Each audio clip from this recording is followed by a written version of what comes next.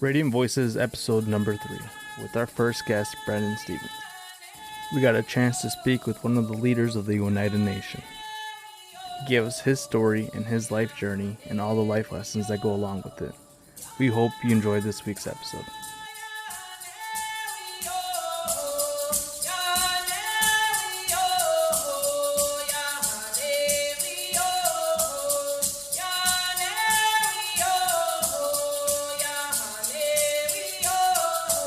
Like I said earlier, I don't know really who you are today. I mean, I know you in a political eye, I guess, and I've always have I feel like personally, from my perspective, is that you do your job very well, and I appreciate you. I appreciate how you do things, and that you are. It seems like you're confident in what you believe in, and you share those things. That's my perspective. Seeing you in the political eye, although I don't know um, who you are personally, and I'm kind of like interested in that part of you. So I kind of get to pick your brain a little bit, so to speak, if you're comfortable with that.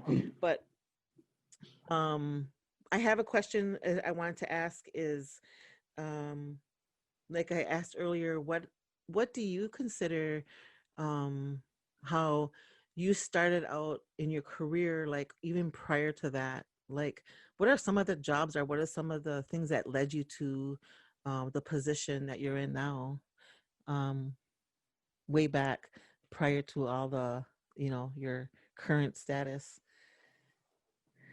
Well, I definitely say it's been a journey. And so, and that does have a lot to do with my sobriety and um, I guess my bouts with the law and being in a place I wasn't, in an unhealthy place. And so just out of high school, um, bombed out of college probably about three different times for sure. We see Carrol College, Lakeland, Menominee College, and just really not finding my way. And maybe because I had this prescribed, way I was supposed to, go. Because I had a father figure, my dad. Um, it was prescribed in his view, in his mind, that this is how it's supposed to be, and so conforming to that as a young, I guess, troubled and I guess young man that's been through some traumatic experiences, Right. conforming to that didn't feel right. And so I couldn't really be in a setting where I wasn't comfortable in. So I went to Carroll College after high school, and literally I was the only native that I've seen there in Carroll College down in Waukesha. There was one other brown individual, and I tried to say hello to him, and he like blew me off. Here he ended up being like Peruvian or something. He spoke a little bit English, but he Oh, looked he looked native. I mean, he is native, I guess. right. But he wasn't I guess the our natives, I guess we see like up from the res. Right.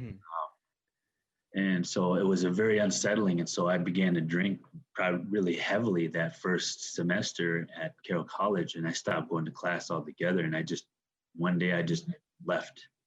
I didn't tell anyone. I just left back home, and came back. And my dad was a really kind of a pivotal figure at that point in time, because we were always at odds, always at odds. Yeah. And I had to stay in his house. He'd always say, "You have to work. You have to get up." He'd always, if I was sleeping by the time he went to work in the morning, he'd throw like water in my face. Yeah. And you're the Or, oldest. You're the oldest, right? yeah, Yeah. Yeah. yeah, So there's oldest of always that five. little bit more expectation of the oldest. Definitely. And so just fine, I came back, I worked at PDQ car wash, just to get a job, just to shut them up basically. And just, so I worked, it was a pretty tough job, really tedious all day long. Days went by really fast, and just really comfortable being inside a bubble. And so I created my own bubble, and it just made it really comfortable. Just going to work, come back, I get to hang out, and still drink with my friends. And then it just continued. And then I just slowly started to get into more trouble just because, Comes along with the drinking, right? it comes along, yeah, because I was in big trouble. We were just always just doing dumb stuff, and I was gonna be caught eventually. Whether it's just drinking and driving, whether it's just fighting around, and it just started to slowly increase a little bit more. And so, is it just dumb stuff or dumb and fun? I'm kidding. Dumb and fun, yeah. I can't deny it. There was a lot of fun. There was a lot of fun times, and like right now, being sober for about 22 years, I can always go back and pick a data file in my head. Yeah. And say, yeah, okay, I remember that. Right. I don't need to go out because I got all these memories that I know what it was like. Yeah. I don't need to do that. But so it just slowly started to go in that direction, and just worse and worse. And my trauma started to slowly come out a little more, just experiencing, some of those things, just the alcohol, just kind of just letting things out that I didn't know were there. And then I had to get another job.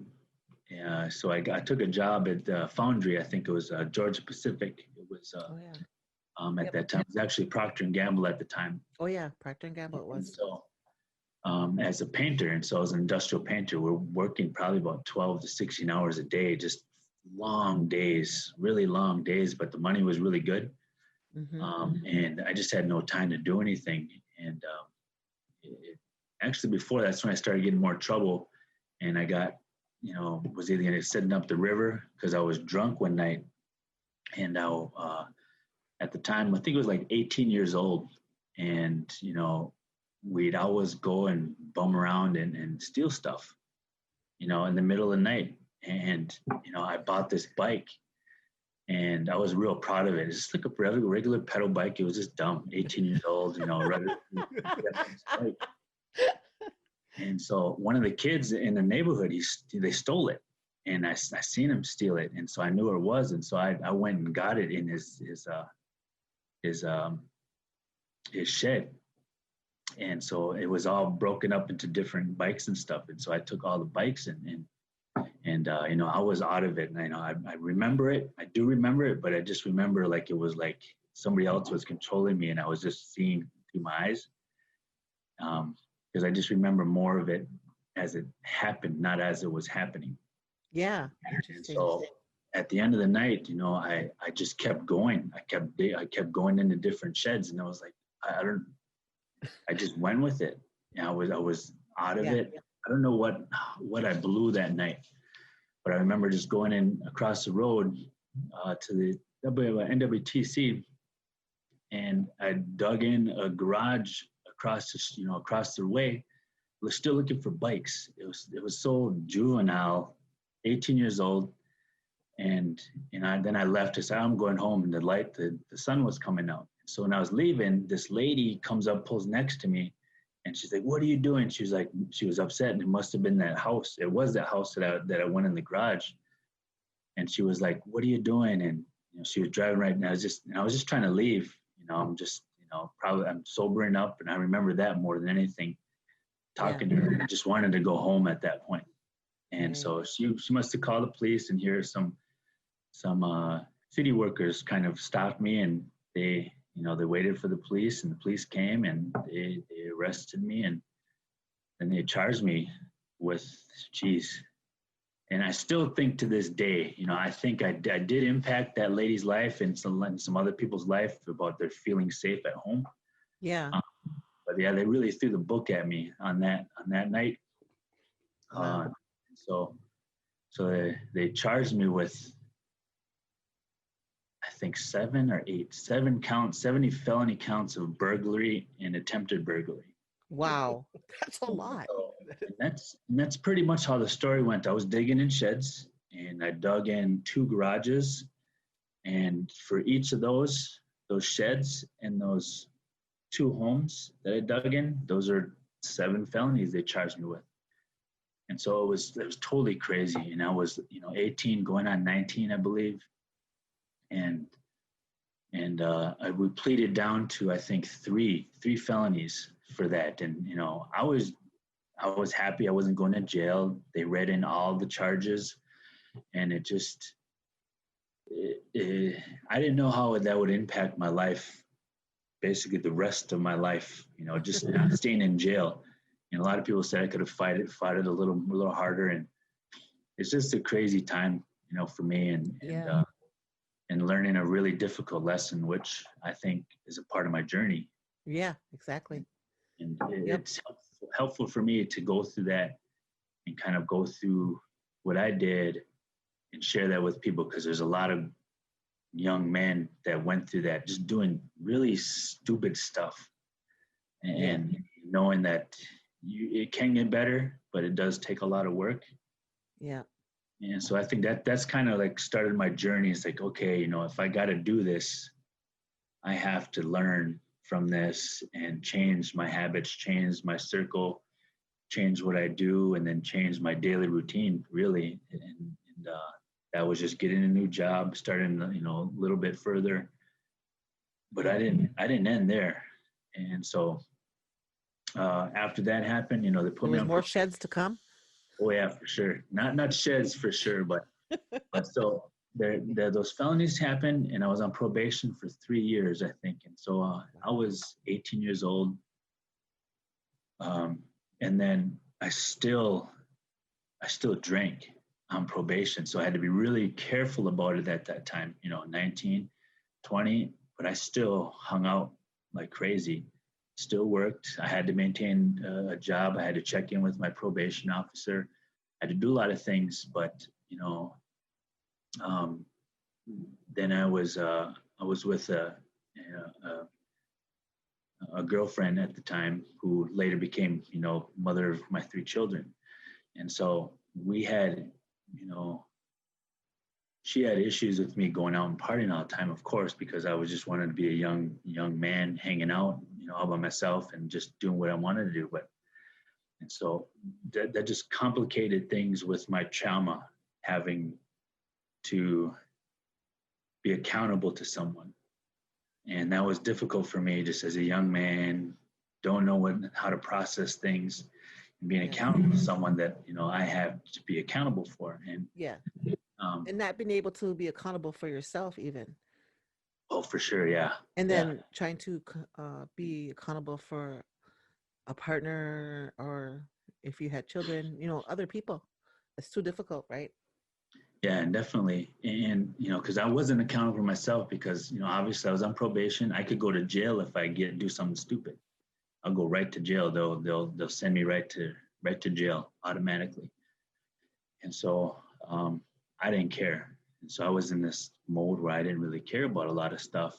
And, going out, I slowly started getting worse. I started getting more out of it. I started to drive more intoxicated.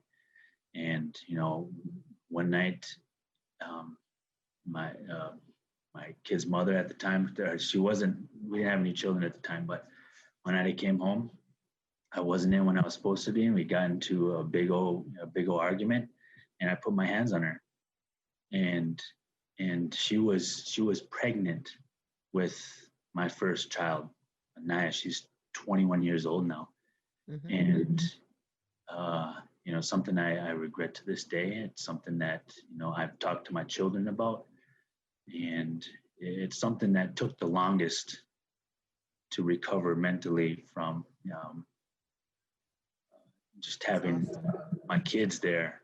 But, I was arrested as a result of that. And so that just really complicated my previous charges. And so because I was already on probation, because I was already, trying to be in, I guess, rehabilitation with probation, they're called enhanced, called repeaters. So if you do a crime, then you do another crime within a year, I think, and they're called enhancers, which mean you're a habitual criminal. Oh. And so I think those charges are like automatic 5 years. And so that's an automatic minimum 5 years I would have been serving. And so from that, there was, I thought I know I was going up the river for sure. For sure, I was going up the river. But there was this program that we had at the time in Oneida, the Nadine inpatient treatment facility. Oh, yeah. So my parents, my dad was able to get me in that treatment facility. And so we had to talk with the DA, the judge, the probation officer, because I was going to be revocated. Revocated is when you're going to be officially taken off probation, retried in the court for any new charges, and applied those withheld sentences from those previous charges of the felonies. So you get just piled on big time, for reoffending. So the chance at going into treatment instead of prison, I was going to prison, were in my mind, because I wasn't ready yet. And I was like, okay, I can get out of this stuff. At that point in my time, I can get out of prison time by just going into an inpatient treatment facility for 29 days, and I'll be out again. And 30 days, I could be out drinking again. In my mind at that time, that's where I was at, because I was in day-to-day, week-to-week mindset. I wasn't thinking 5 years ahead. I was thinking of, yes, I got some things going on. How am I going to get out of this? Yep. So I was able to get in there, but when I was was arrested, I think it was October 27th or 28th, and so my daughter was born November 30th, and so I was in jail for about a couple weeks. I think it sent me up to Potawatomi County, then down here. Then I was in the treatment when my daughter was born.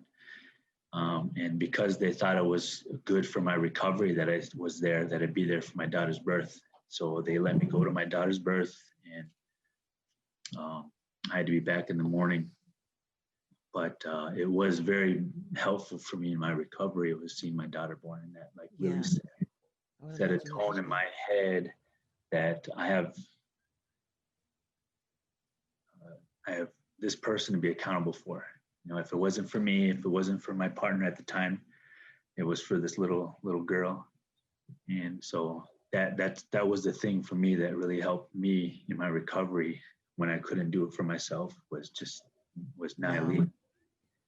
Wow. And so that inpatient treatment didn't end up being 29 days. It ended up being 6 months.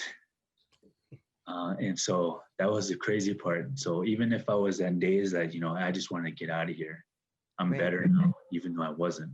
I just felt like I can tell myself the words, I can fake it and fake everyone else out, and get out and say, I'm fine.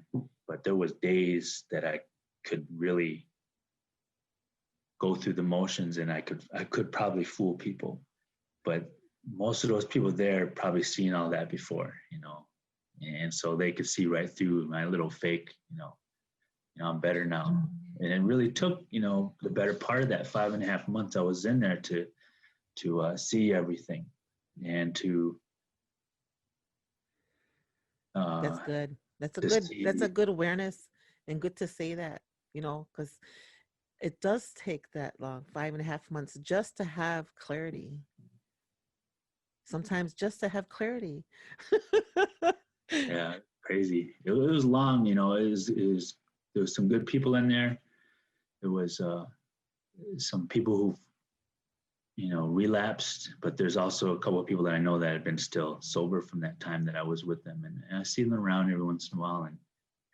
That's kind of like my story is, going into that and seeing, I needed that, that structure, that type of structure. So when I got out, I had to look past next week. Started to look, a couple years out, 5 years out. And so after I got out, I worked at the Foundry. That's when I got out, I worked at the Foundry. I had to change my scene. So I worked out at Procter and Gamble, and so working there really hard. It was really hard hours, really difficult. Days went by really fast, but I just saw more for myself at the time because I was in a different mindset. It's like I can't be doing this the rest of my life. It's like so I made the decision. I still play basketball, and this is where Suggy ties in, the sports. Sports was always in my life this entire time, and so I was a good basketball player, and so I had the ability to get up and go play basketball for somewhere. And so it was actually a tournament. This team beat us really bad in the championship game, and so these guys are like, "Hey, you should go check out this school." So I checked it out, and we went and visited. I think I got out April 15th or April 14th out of treatment, and so we played in a tournament April, May, March, and I played in the March Madness. So I got out like around that time. And these guys, so I went out that same summer, went out to take a visit at this North Dakota in Bismarck, this United Tribes Technical College. And then as soon as they saw me play, they said, "All right, we're going to offer you a scholarship." So I was like, "Oh man, am I ready for do all this? This is huge. I'm going to go outside my bubble. All my structure and my support is in Oneida." Right. And just, I knew I had to leave. I just knew I had to get out of that scene. And so I packed up my little bitty family and we went to Bismarck. I played basketball, and basketball got me somewhere. Right. And when I had the mindset to know I needed something better. So I got out there, played ball for 2.5 years, and then got my degree. And my daughter, she got out of the scene. She loved it out there too. But it got me into a place where if I wasn't ready for the education part, basketball kept me there because Suggy says, it's team building, it's accountability to your teammates, leadership development, and it's all types of things. And I was put in a place because I was a little bit older than the rest of the guys. They put me as a captain. I was like, man, I can't be captain. But they're all younger guys. So they're like, 18, 17 years old, fresh out of high school. And I think I'm 21, 22. And so, they put me as captain, and, it kind of really helped me in my sobriety, just kind of being, I got to be a role model for these guys because they're coming from Pine Ridge. They're coming from, Crow Reservation, Cheyenne Reservation, and places where there's a lot of difficulty there's as well. Right. And so giving them structure, as far as like maybe like an older brother type person help them as well as it helped me kind of be that older brother to them. Yeah. So all that stuff just played in part of this. And that's kind of what built me into like my role that I play now as, a political person, just because of all that background there. And if people don't know that about me, they just think I'm well spoken or I wear nice suits and I like to travel and all that stuff. It's just all those things really kind of were my foundation to, if I'm outside of this or if I fall down again, I know I'll be able to pick myself back up because. Oh yeah. Yeah. That's I thank you for sharing, part of that. I feel like that. I like how you add in there that that's a foundation, that the mishap or the whatever the struggles that you struggled with turned into a foundation.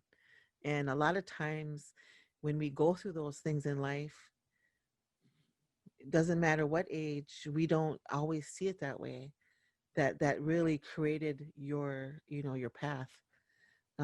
And I really love that that basketball really, you said, I was good at that. I am good at that. And that really added more to your leadership skills and to bring out your purpose, of taking the bulls by the horn sometimes. And when it's not easy, you did it, you kind of was like, it sounds like you were like kind of like, oh, do I really wanted this responsibility of taking the lead on this team back in school at that time?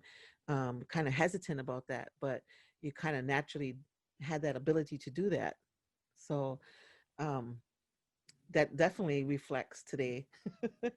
It's so that's a really, to me, that's awesome. And I also like the part that you were talking about is what you utilized, and you had support as far as from the community, not just from your family, but you utilized the support that was there from the community, even though you didn't think you were trying to manipulate, get yourself out of the treatment. Even though that part was there, which I think is normal, because that's what addiction does to people. It makes us the best manipulators, and so it creates that part of in us, and that we all naturally have that piece. It actually just depends upon how we're going to use that and where we're going to put that energy, how we're going to channel that, right? Yep. And yep. And so that even though you didn't want to be there, you were there, and that was like you utilized the community for sports, for the treatment center at that time. And of course, I'm familiar with that treatment center back then. Oh yeah. And yeah. You were there. And it was named after your grandma. Yep. Nadine. Yeah. Nadine Treatment Center. Yep. Which I thought was really ironic too, right? For sure. Yeah. Definitely was. Yeah. It's just it's kind of like with all our journeys, because a lot of my traumas came from when I was a young boy, and so having this, my parents, if anyone knows my dad, as long as they have in the community, they know that he was a rough guy growing up. I liked to drink, liked to fight. He was a boxer. And so we had this environment where me and my brother grew up in, that, we had to be tough. We had to, show no emotions. We always had to be on top. There's this almost militaristic kind of upbringing, because his father, Ernie Stevens Sr., was a Marine. And so we had this, when he was around, he had this certain regimented things that we had to do. But with my dad, we saw him when we were younger, saw him drinking, we saw a lot of fights, we saw a lot of things. And, that created this perception in our mind, this is how it is. This is how it goes. And this is normal, as young kids, because, it's just what we see, what we're exposed to. Right. And it made it difficult, when you're in a setting outside of your bubble, which is your family. Then when you're outside that bubble, then these norms that you were accustomed to aren't the norms. And so that's where they clash. And so the alcohol brings all these things out, because, they don't bring them. There's things that are already there. Alcohol just kind of just allows you to release that in a particular way, and whatever that is. Sometimes it's internal, sometimes it's external. Mine was external. And so I became angry. I became,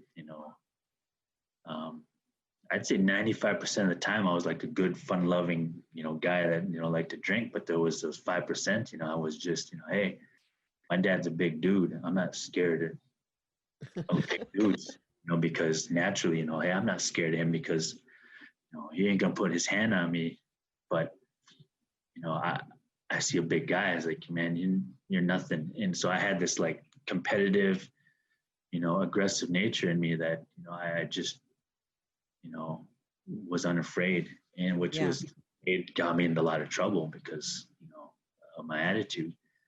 Right. But, so those things just kind of created, a lot of my norms that, I had to fight with growing up. And then when introduced, alcohol, I didn't drink until I was 18, my senior year in high school.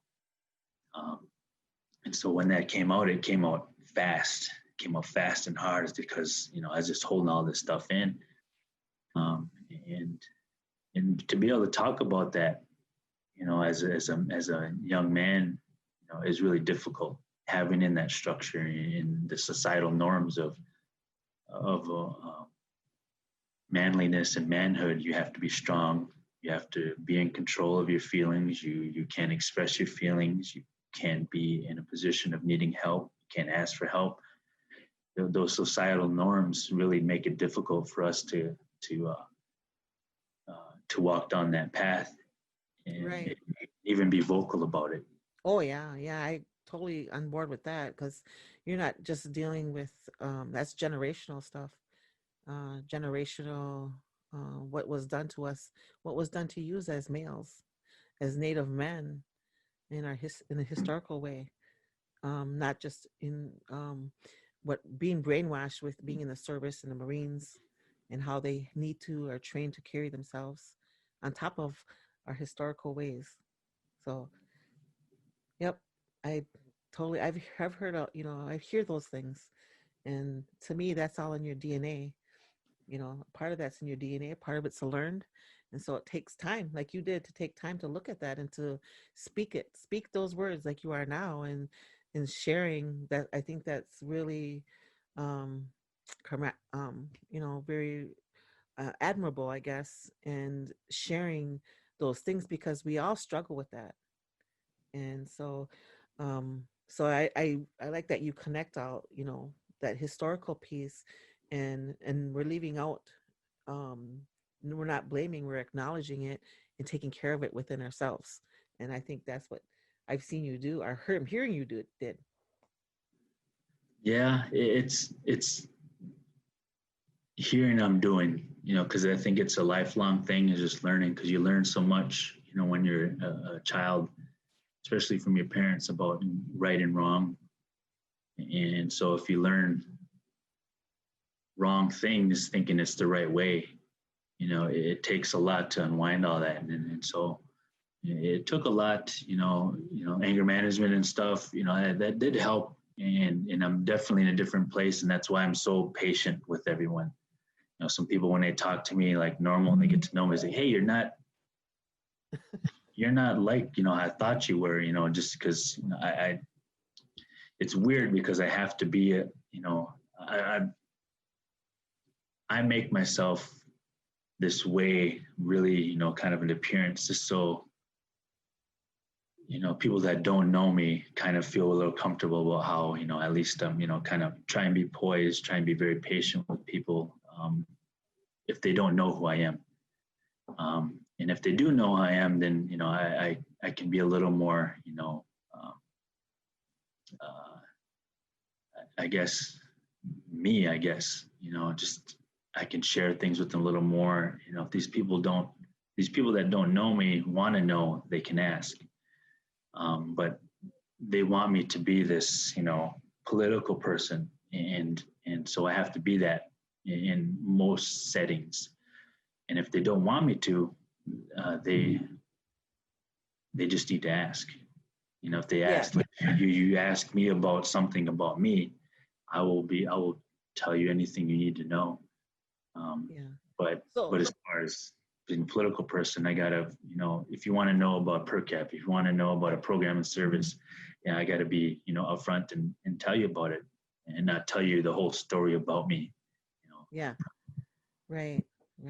It's almost like is it almost like an automatic shield in a sense? That, I mean, so what I'm just thinking, like, in the perspective of when does that come off? When does that hat come off?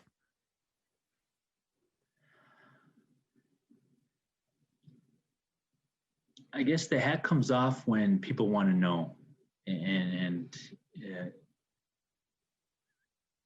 there's two different ways it always comes up. For the most part, it's just people just don't know. Some people just don't know, and so they don't know to ask, and maybe they're afraid to ask, or maybe they think that I'm trying to hide it. And the second part is they know, and they want to exploit it in a particular way, that trying to hurt me, or whatever.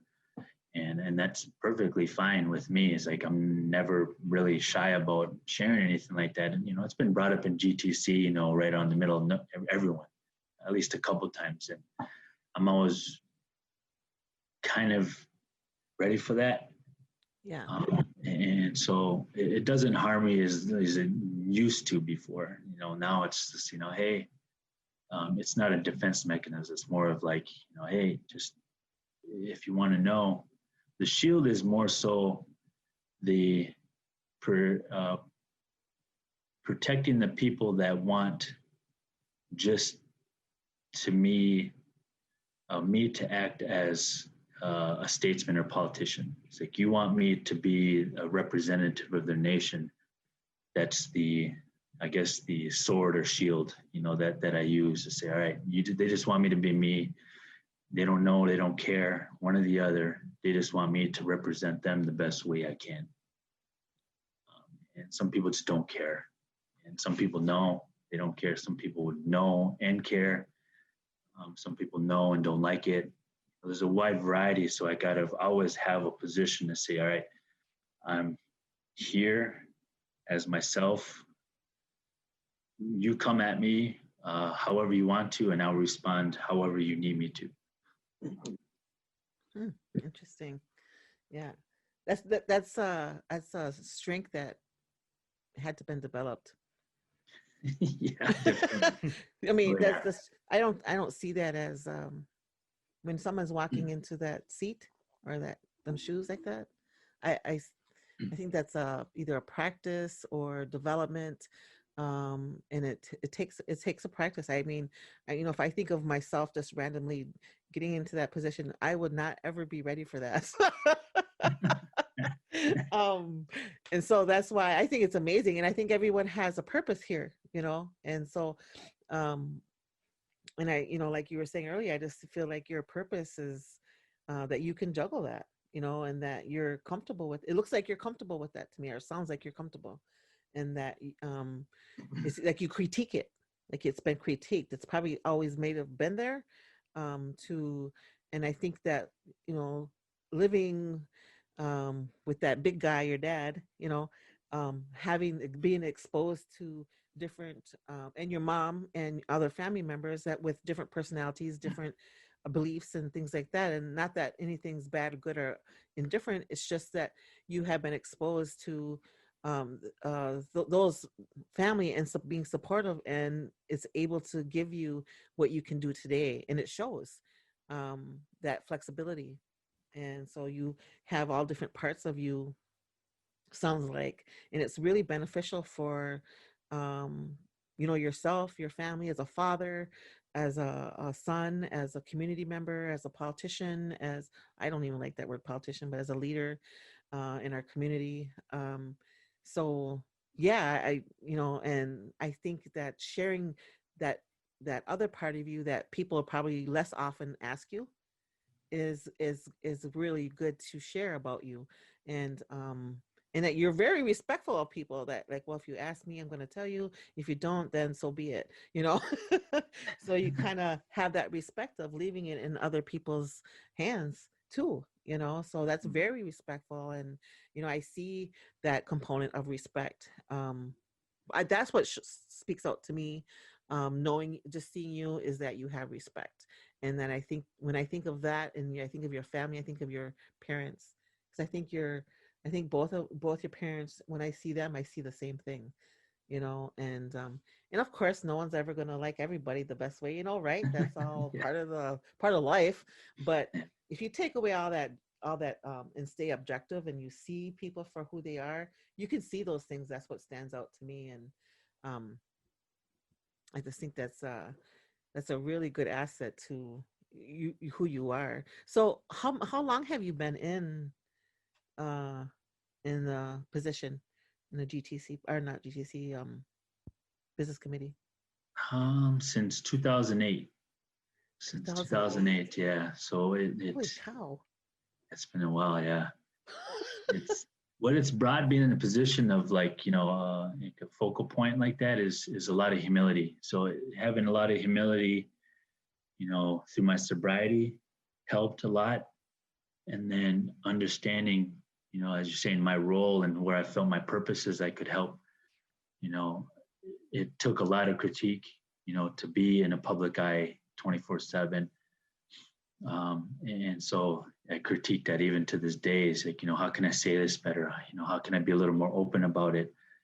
because I've been probably over the last year been more open about more details than, my past and before. Before it was always really ambiguous and kind of say, hey, I was in trouble when I was a kid.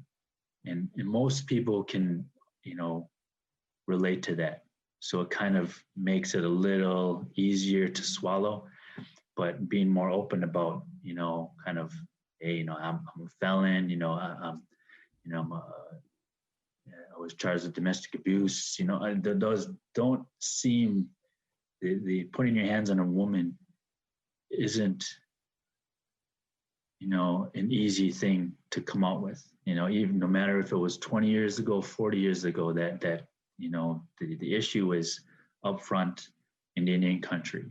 And if you have someone in a political position representing you that used to do, that did that,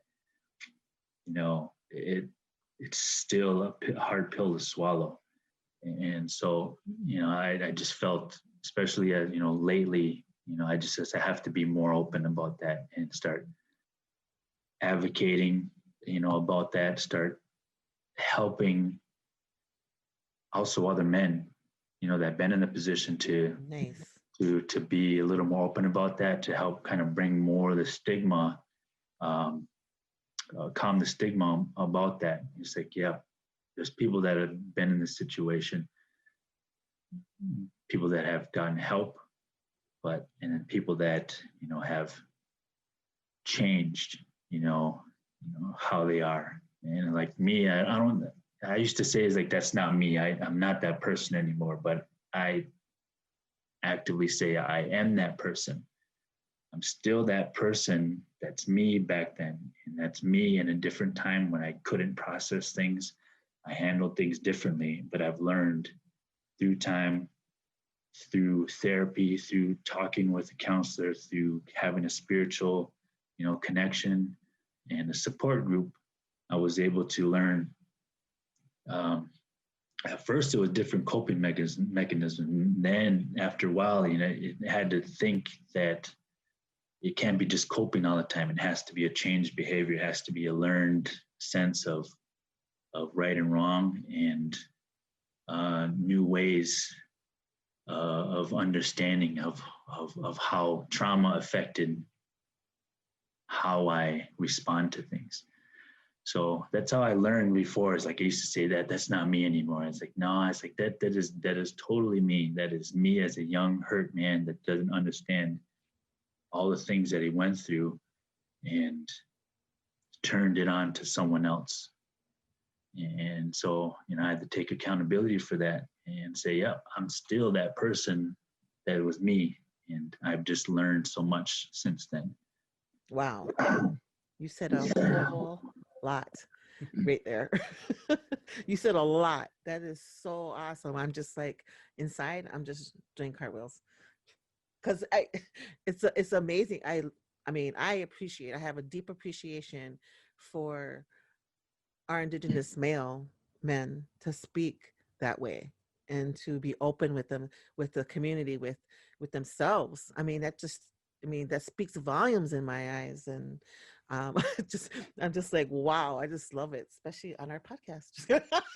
Not that I'm trying to be, but it just comes out here, which is, this was the intention of this podcast, is to bring those things forward. And you're doing that yourself. You did it all by yourself. We didn't even ask you those things. And it's amazing, and I can see your humility. I can see your humbleness. I can see, I can hear that. And I just think that's awesome. I just want to encourage more people, more listeners out there to open up about themselves and have that self-reflection. And that's what it takes. It takes that, that self-nurturing, that honoring yourself, and that truth, and to move forward. And, like you said, that I really like that part too, when you said, that part of me is still there.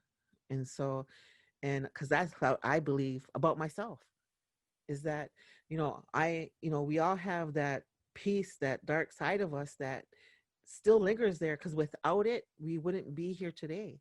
We wouldn't be able to share and have that understanding of ourselves and that growth without that piece. So Mhm. yes, that is there. And do I activate it? Do I act on that today? No, no, I don't. I've looked at it, acknowledge it, I've seen it, I feel it. Is it there? Yeah. Do I use it? No. Um, I might have transferred that energy into um being proactive and speaking out like you are, or doing something different with it. But yeah, I love that part that you acknowledge that that's there, because that's who we are as a people. We've in our creation story, that's there's a left twin and the right twin, and there's equal parts to us.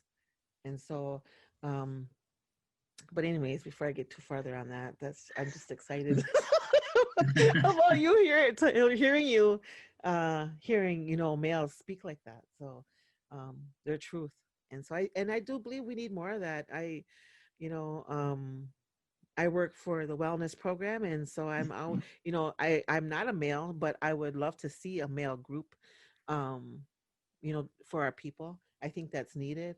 I think those kind of conversations amongst yourselves is, we need more healing, more wellness, I guess. In those areas, we need our men to step up and, um, own it and help our sons. Um, so it's like, yeah, I think that's awesome. So where do we go from here? I'm just super excited about that. I'm just so happy to hear you share that story and um, make a difference. And how many children do you have? I have three. Yeah, You three. have three? Yep. 21-year-old, 16, and 12-year-old. So yeah. So Naya is my oldest. She's the one that none of them never seen me, drunk or high or anything. And so that was my promise to her when she was a little baby, that she'll never see me drunk or high. Wow. So hopefully, I mean, I struggle as a dad, as a man too, just trying to learn different things. And, yeah, Do it's you have tough. all daughters? I have two older daughters, and my youngest is a boy. Oh. It's just being open with them. I showed them all my like court documents from back then, and so I had one daughter. She went through all of them. She read everything. And she just, I just really opened with them about it, everything. And my son is like, I could do no wrong for my son.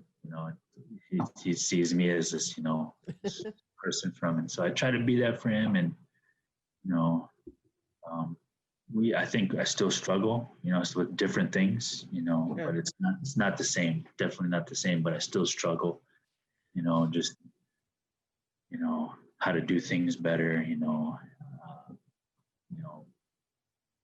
how do I manage stress? I think that's the biggest thing is now is just advocate for yearly annual mental health checkups. Like everyone should get a physical every single year. And I think everyone, not just males, but I think everyone should get like a mental health, like a checkup. Just you should be seeing someone just to make sure you're good, sound mind. And it's just kind of just learning all that stuff, is just being more comfortable about um, sharing the stories. But I think, to be selfish, I think it's part of my recovery is my steps. My steps is just first, remove yourself from your situation, change your environment, start planning further out, 5 years, 10 years. Where do you plan to be in 5, 10 years? How are you going to do that? What do you do to do that? And then start working. And then after you start getting your changed environment, whether it's working, school, then you start, and this entire time you're working on yourself, not knowing it, but once you're like stable and kind of create different norms for yourself and routines, then that, if you're not working on yourself and your mind, it comes back. It always comes back. It's like that, that feeding the other wolf. If you're ignoring that other wolf keeps growing.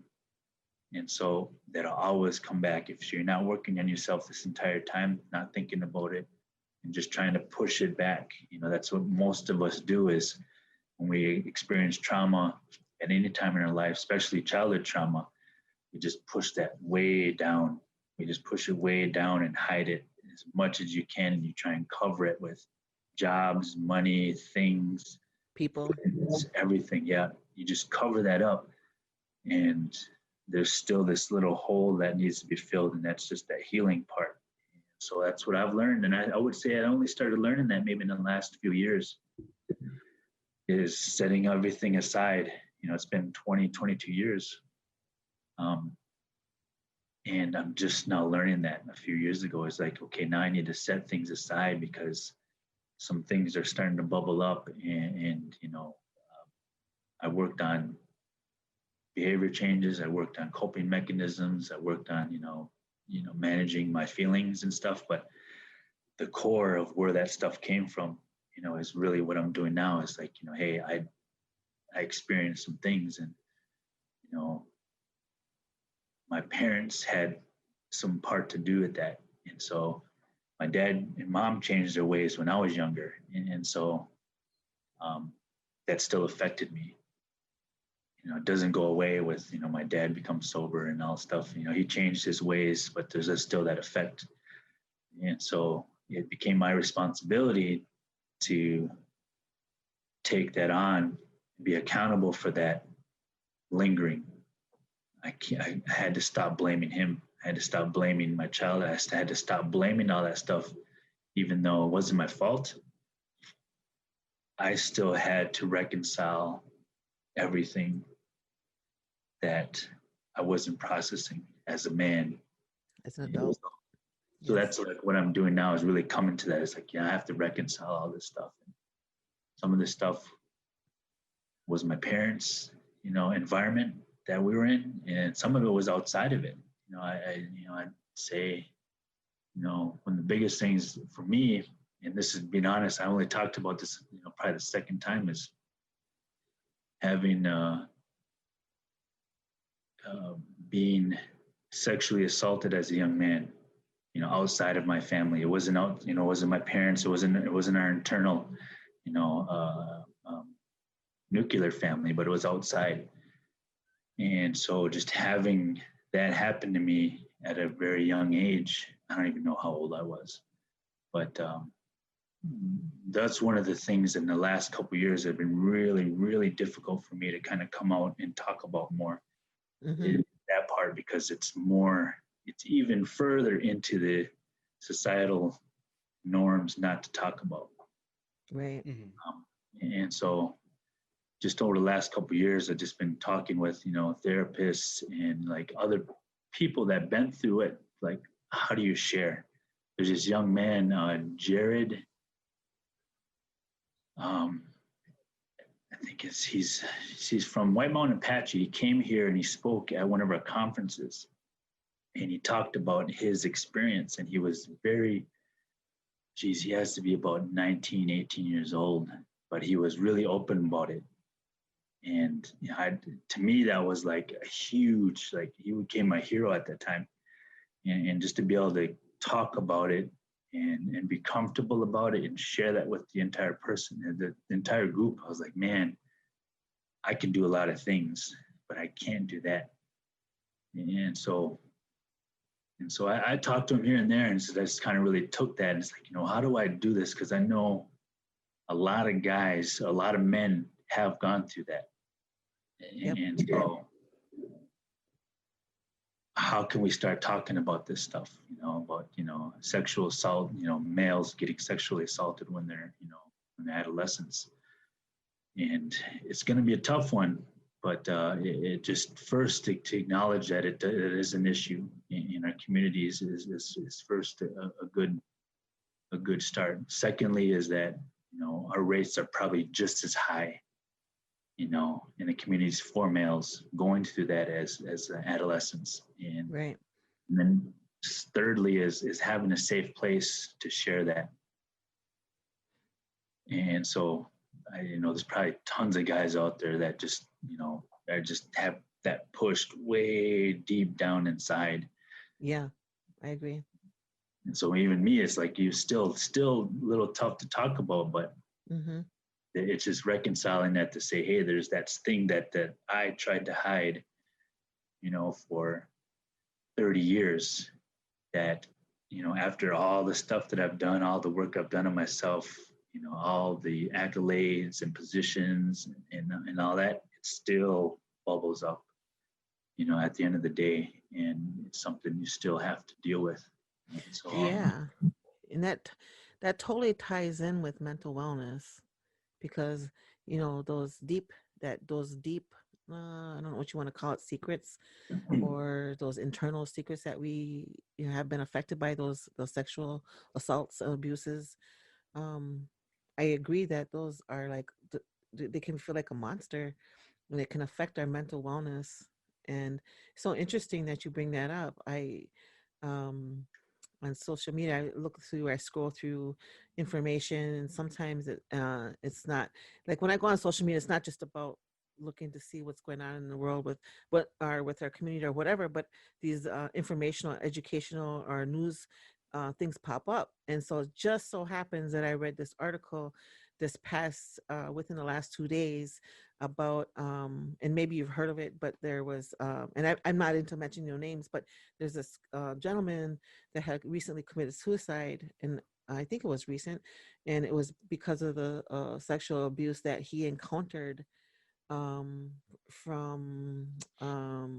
the Catholic societies, the religions, and I don't know the appropriate titles that they have, but it stemmed from that and all his life. And I think he was in his 40s, but he's from De Pere.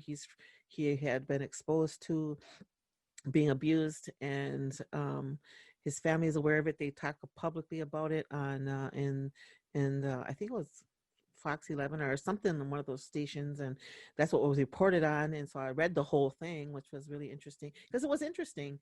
And but he had moved away, came back, but I feel like it's a very, yes, it is a very important, it's sensitive, and it's very difficult to acknowledge and to talk about, so that's a huge thing. And so it can cause mental illness. It can cause people to have really hardcore depression.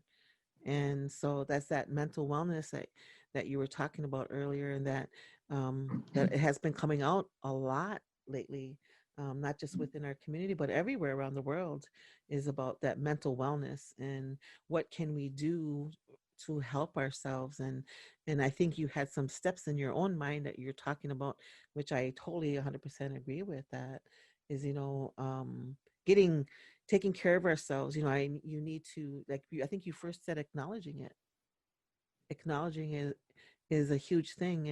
And people might not think that it is, but I think it's huge, because that's the first, one of the first steps, is that acknowledgement, and you're voicing it, um, those kinds of things. But yeah, I just think that's really, really an important piece of our wellness. And wellness in and wellness is important, because that's what unites us as a nation.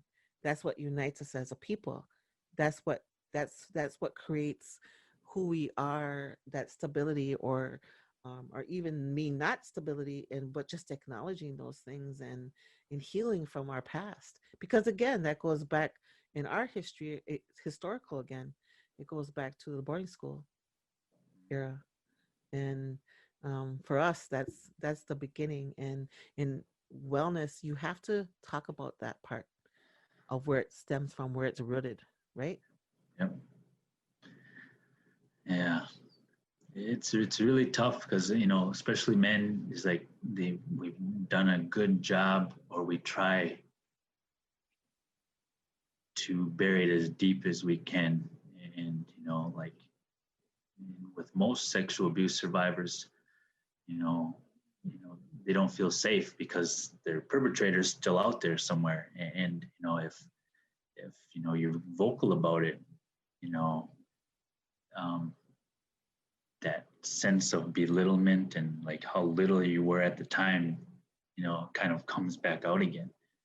And that's where the aggressiveness comes out. say, all right, I'm a man now. And then it just becomes a whole lot of conflicting, feelings of just, how do I deal with this? Because it's better just to pack this up and just try and bury it as deep as I possibly can, and then take this with me to my grave, because nobody's going to understand. And if they do hear it, they're going to say, be a man. And if they do, they're going to say, that was a long time ago. And if they do hear it, they're going to say, there's this society thing that, when women are assaulting young boys, it's like almost like a cool thing. Like almost it should be a badge of honor. You see some of these things where these women are preying on younger boys. Mm-hmm. And there's like, you follow some of the comments, you're like, oh, wow, why did this happen to me when I was, a kid in high school? And it's like really disturbing, but it's like this kind of like really, it's the environment we're in that it almost makes it, kind of a cool thing, or at least very complicit. Mm-hmm. Just nobody says anything. It's like, hey, just, this is our problem. This is our family issue. Just right. Keep it in the family, and, just we'll deal with it. And their dealing with it is don't say anything. Silence. Just let it be. Yep. And then so you feel weird in this setting. You feel weird. This always little bitty weird feeling that kind of like, I'm going through some things, but everybody seems to think this is normal. This is okay.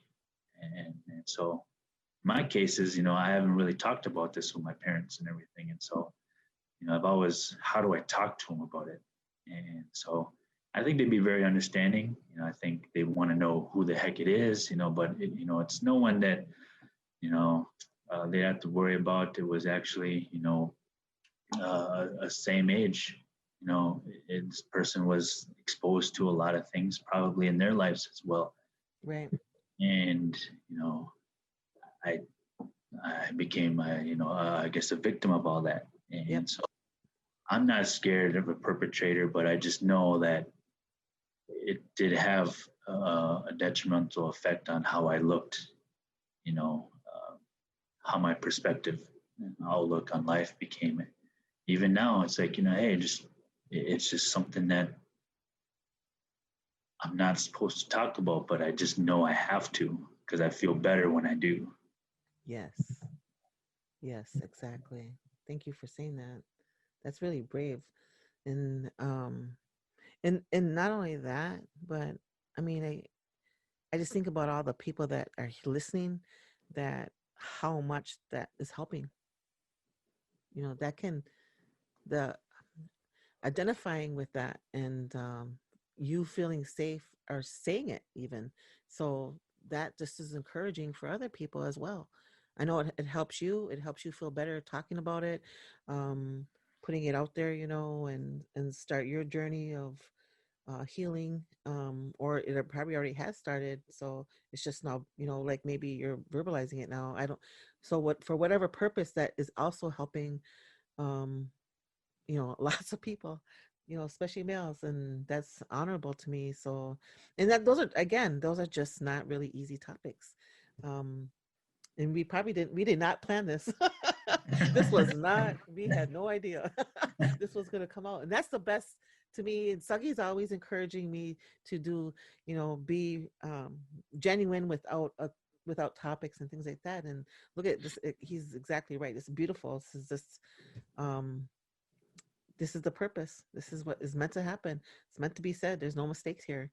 So, yeah. And I'm sure when we have those things going on in our lives, I always say this to people, not always, but I know what happens is that when we keep things inside, that we start telling ourselves stories, because we're having a dialogue within ourselves and we're trying to figure that out. But sometimes what happens is we'll tell ourselves those lies, I guess, in a sense, or mm-hmm. something negative, some messages that keep us quiet, continue to do that.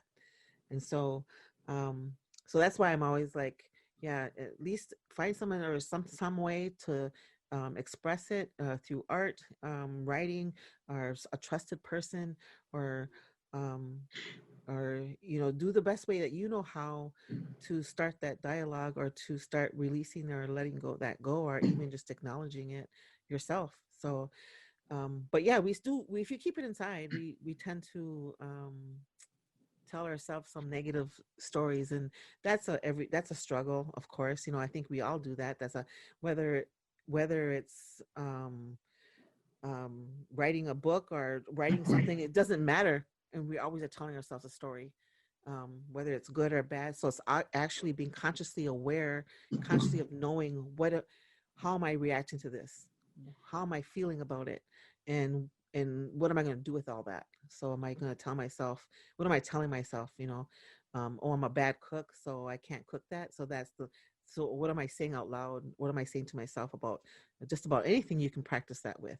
So it's consciously um, helping yourself um, change that dialogue to helping yourself, and or helping others.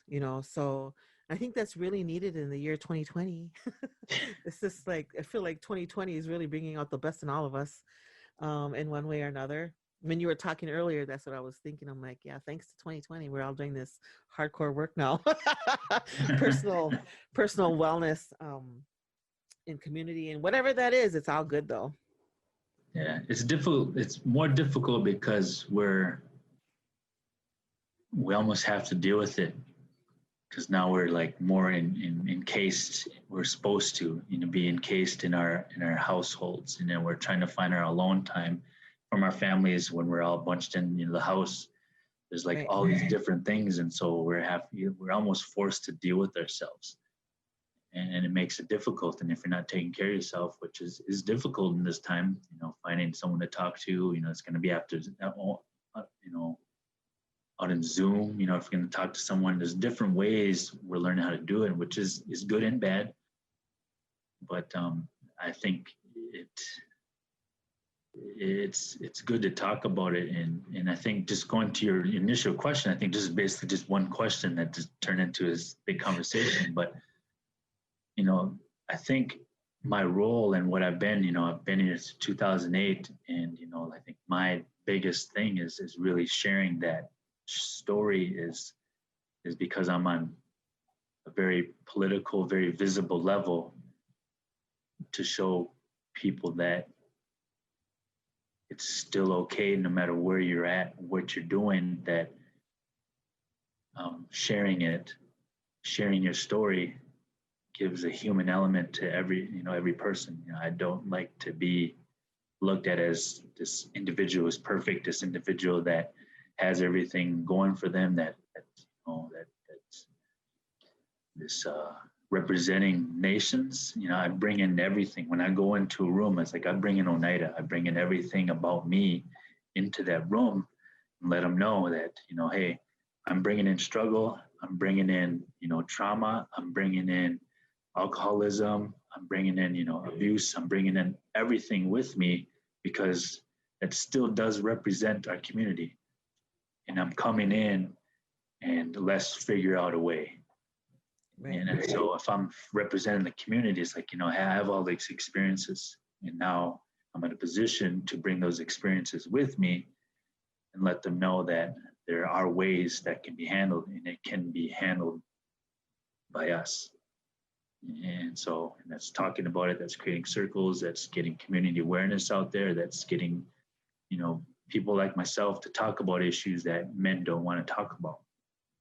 And being in a position to see me talk about them, it even might be more traumatic as well.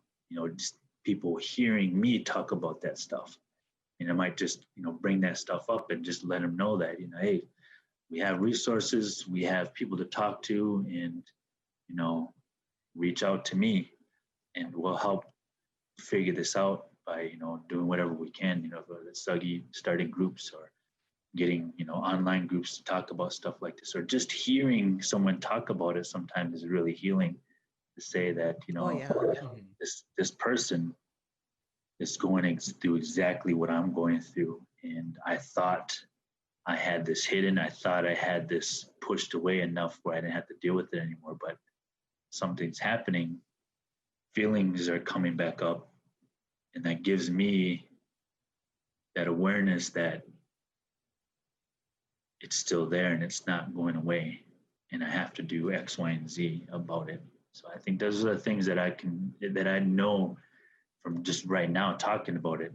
It still comes up and it's like, yeah, it's something there, man, and I'm still dealing with it. And as long as I'm, trying to find better ways to deal with it in a healthier fashion, in these times, we can't go out and work out. We can't do all these things. The things are really limited in some of the things that we can do on coping. So sometimes it's just diving right in and just saying, yep, acknowledging it. This happened to me. It's not my fault. I'm safe, and the feelings are there. What do I do with them, and how do I confront, maybe someone who has actually passed away? Those are those things that are kind of left. So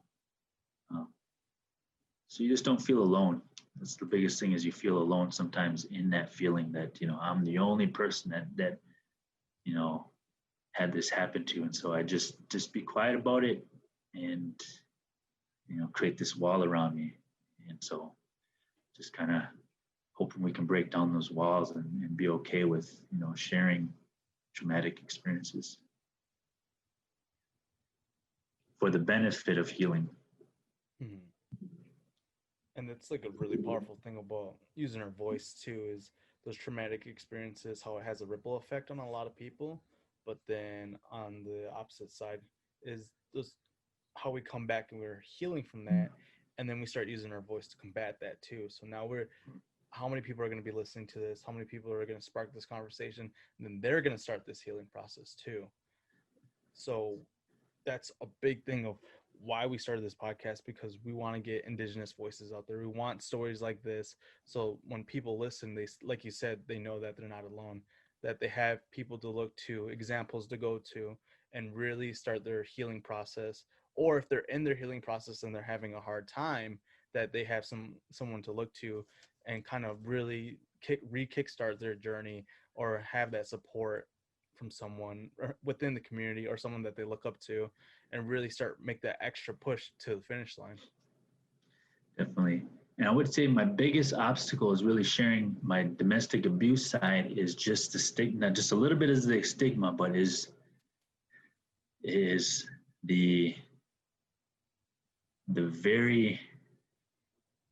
strength of the women's side. The women in our community are very, very strong, and yeah, it's being intimidated by that. It's like, how do women feel about, someone who's been in a domestic abuse situation, and how can they either help me or, I guess that's what it is how can they help me heal as well, with just being okay with,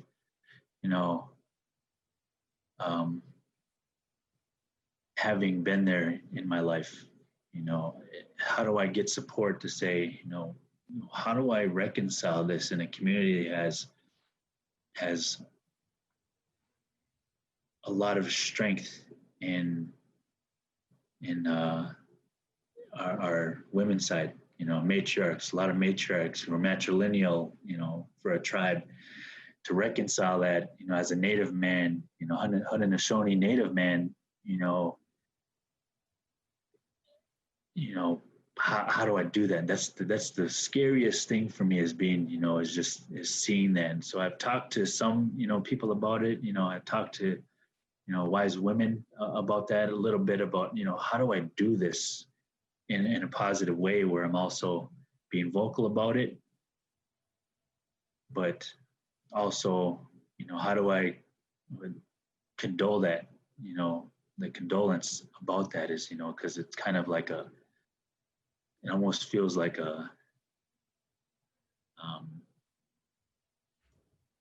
it's a mourning, to say, yeah, I was like this, but, how do I reconcile that with the women's side? Whether it's the longhouse or in the community is I don't feel whole all the time with that part. I feel like I still have a lot to give and a lot to recover from on that side, because there's the healing on my side, but then how do I heal that side, you know, with all the mothers and grandmothers out there that, will have and should have an opinion on that. And I think that's the thing I always struggle with is, where do I go with that? If I'm okay with it first and I walk around, he's like, oh yeah, he's a domestic abuser. And then there might be women out there that's like, hey, I don't like that part about it. And so those are the things I really struggle with is where do I go from there once I feel better about it, which I'm still getting there. Mm-hmm. And finding those strengths to say, yep, you can change, a man can change. Here's what they have to do though to reconcile that with the community at large, the matrilineal side. Yeah. Did you want me to answer those questions? Just kidding. I think it's I'm kidding. I'm just well, there's a lot of things that are going through my mind. One of the things that go through my mind when you're talking about that is the wellness part is for me, and I can't speak for everybody, but for myself, I think because I've done some personal work on myself for a lot of years, and so my own self-awareness is my go-to for whatever I'm feeling. If I'm feeling angry, if I'm feeling resentful, if what you're saying to me is bothering me, or my reaction, whether I'm happy about it, so my self-awareness, having that in myself and doing my own healing work with around those issues, for me, has helped me hear you and understand it. So there's that component for myself as a female. And so that's how I hear you. I hear that in itself, for you to heal yourself and want to, and to speak it, that's good for me. That's that there's some that, but that's who I am, So I think everybody in the community or whoever's listening, or if you're a victim, there's going to be a different reactions. It depends upon, but I think the intention behind, it's always the intention behind yourself and what that you're bringing to the table. If there's really pure good intentions to make it right in your life, and it doesn't have to be just that situation, could be any situation. But if you have that soulful or that real strong fire of wanting to heal or wanting to bring this to the table, and I want to resolve this and be free, or not even be free, maybe just acknowledging it and feel better about it, and make good with what I've done or what I haven't done or whatever the deal is. And so just that intention in itself, to me, from my perspective, is that that's making it right. And to your satisfactory is up to you. If you're searching for more what feels good for you feeling wise, then I guess that's the search too. And so you're on the right track. That's how I see it from my perspective. But you have a drive. There's more you can feel. There's more that you want to do. There's more that you want to share. And if you're put that out there to the universe, if you're praying about it and asking for that, it'll come for, that's how I see it on a spiritual level.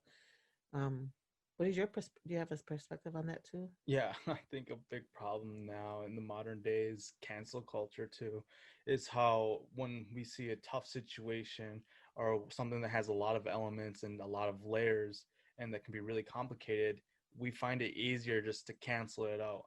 And instead of trying to resolve, reconcile, or really start peeling back the layers one by one, because a lot of situations that are hard situations take time. And like you said earlier, with the condolence ceremony and the condolence model, that model takes time, and that's not a straight process that's going to be that we can label down as a week, a month, a year, or even a generation. Because if we take a look at like the boarding schools, we still haven't recovered from that. And even if we go through like the condolence model, we it's going to take a lot of time. We're still recovering. Like generations now, we're able to start talking about these things. We're bringing awareness. And then now, like the next steps would be like, how are we going to really start recovering? How are we going to start healing as a whole society too? And so there's a lot of different elements and there's a lot of different things, but we slowly are taking them on one by one. And having conversations like this, like I said before, is such a huge step. When people are listening, people are going to start talking, and just being able, like having a bunch of people coming together and start having tough conversations like this, start looking for different answers, asking different questions, some questions that we've never even asked. Like the question like this is like, where do we go from here? And not just from like a personal level, but as a community too. Because how many times have this question really been brought up in the past? I would probably say slim to none in like my existence, and me being around wellness a lot, and even me being around the culture a lot too, is how many times are we asking this question, like, can we use this model? How do we implement this model, not only just as for myself, but for the community too? Because this is a big pressing question for the community.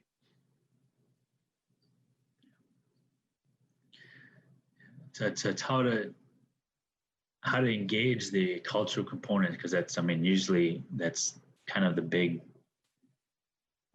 missing component is, when you're young and when you're going through all this stuff, there's a missing spiritual cultural component that's not there. And especially with me, is that identity was all over the place. I didn't know who I was. I didn't know a lot about anything, but I knew a little about a lot of things, a lot of different things I knew a lot of. I just didn't know where my place was. And so it just goes into another whole rabbit hole conversation about just identity and our visibility within the community and outside communities. And so I went to public school, and so not seeing a lot of good representation of my people, who we are, public images, visibility, wasn't there. So I had to attach myself to things. And so, attach myself to around people, that made me feel good about things that I didn't have experiences of, like my dad, Ernie, he's my stepdad, technically my stepdad. And so, I had my biological father, I've met him twice. And so that those things really affected my perception in life. My dad, Ernie, he's treating me like his own his entire life. That means a lot. But it's still, there's that little piece that's always there. It's like, hey, the heck is my biological dad doing?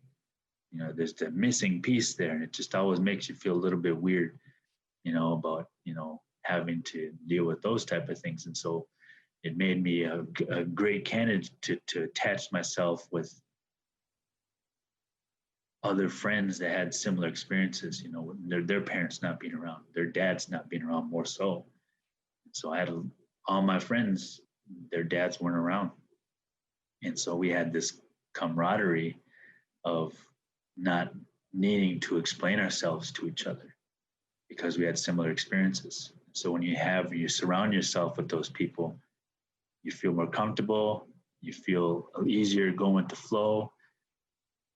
You don't necessarily have to be accountable to them, but you have that, that commonality, that you feel closer to them and their experiences. And so I wouldn't do anything for my friends at that point in time in my life. I would do anything for them. And so, I go down for them, I get in trouble for them, and vice versa. And so that those are the things that I would say young males, for sure, my experience is that we were easier to cling on those things because of all those reasons. You want to feel belong. You belong. There's an abandonment. Yeah, that abandonment issue. That comes on with just not having that person who's supposed to be there. and